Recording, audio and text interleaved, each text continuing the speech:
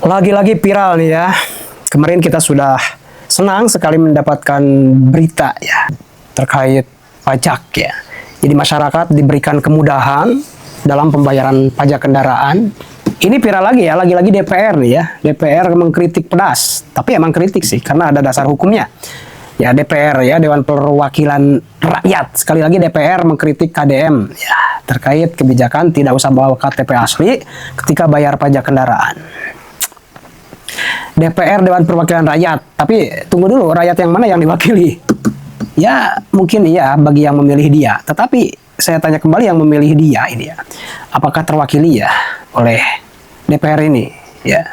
Kita lihat nantilah itu dapil mana ya, dapil berapa gitu loh. Coba kita baca dulu ya, ini ada beritanya akurat ya. Berita terkini ya, inilah koran ya. Dengan judul DPRD Jabar kritik tajam kebijakan pajak kendaraan tanpa KTP ala Deddy Mulyadi. Bolehlah mengkritik, nggak apa-apa. Apalagi ada dasar hukumnya ya. Inilah koran.id, kebijakan Gubernur Jawa Barat Deddy Mulyadi yang menghapus syarat KTP pemilik dalam pembayaran pajak kendaraan bermotor menuai kritik tajam dari legislatif. Oke. Langkah yang diklaim untuk mendongkrak pendapatan asli daerah atau PAD itu dinilai berpotensi berbenturan dengan regulasi yang lebih tinggi. Berarti ada aturannya nih, ada regulasi ya sebelumnya.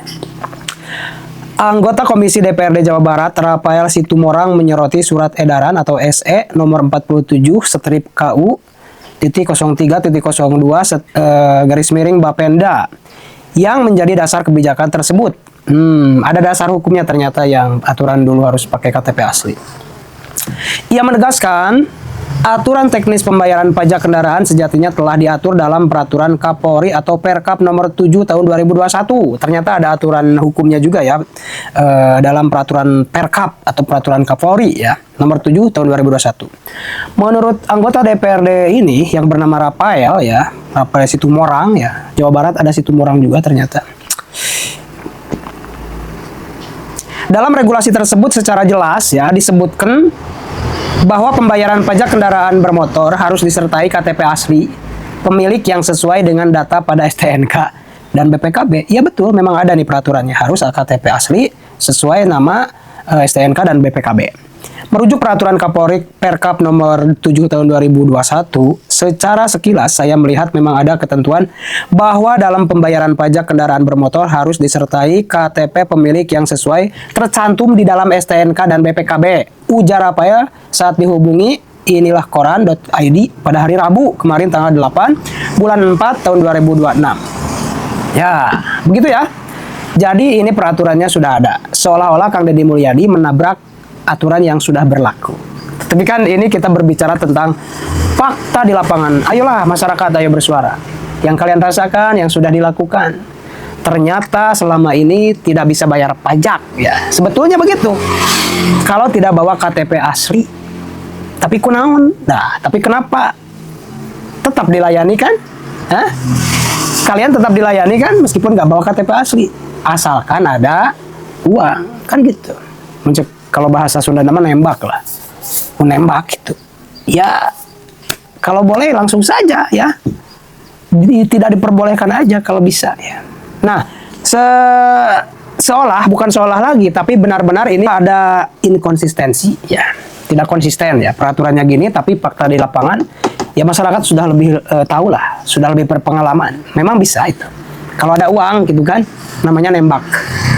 Bayangkan saja apabila 100 kendaraan motor ya, yang dari satu motor aja umpamanya nembaknya atau bayar itunya 100.000, 100 kali 100.000 itu juga udah 10 juta.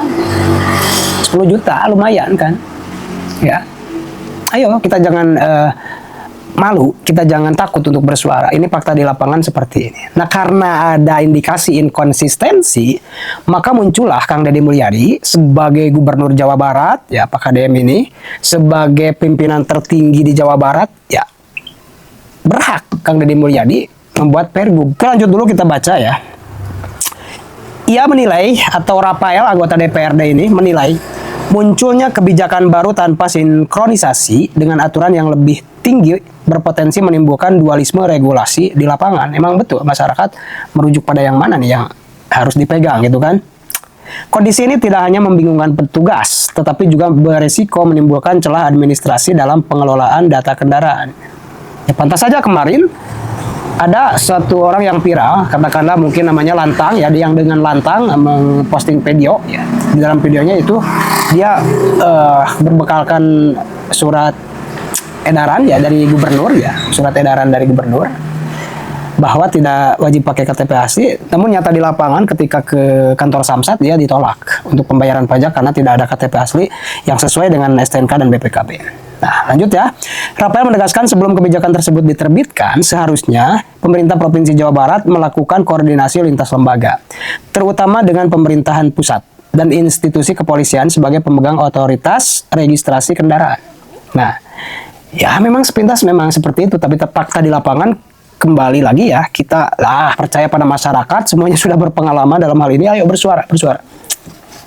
Menyikapi adanya edaran Pak Gubernur, harusnya memang dari pemerintah Provinsi Jawa Barat melakukan koordinasi dengan pusat sebelum mengeluarkan kebijakan, ucapnya.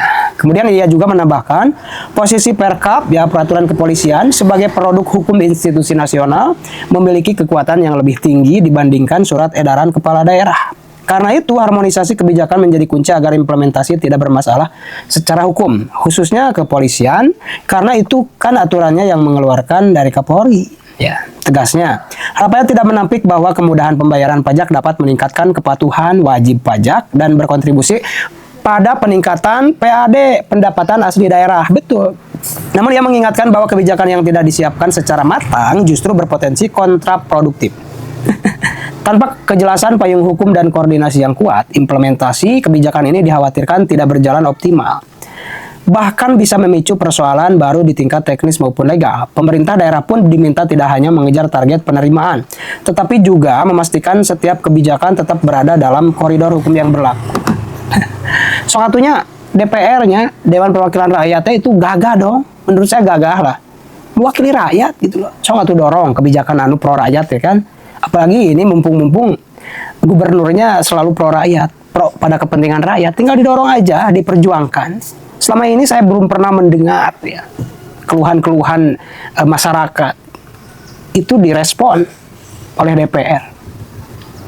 Yang terdengar hanya Kang Deddy terus. Jadi seolah-olah Kang Deddy Mulyadi mewakili semua masyarakat, dan pada kenyataannya memang begitu. Meskipun tidak secara keseluruhan masalah masyarakat oleh Kang Deddy Mulyadi diselesaikan, tapi setidaknya kita punya pemimpin seperti ini sudah alhamdulillah, bersyukur banget gitu kan. Bahkan memang seolah-olah ya peran DPR Dewan Perwakilan Rakyat itu udah gak ada. Karena aspirasi rakyat yang seharusnya diajukan oleh DPR ya, disuarakan oleh DPR di pemerintahan itu udah gak ada lagi. Karena memang faktanya enggak. Masyarakat sekarang lebih didengar di media sosial oleh Kang Deddy Mulyadi di Jawa Barat ya.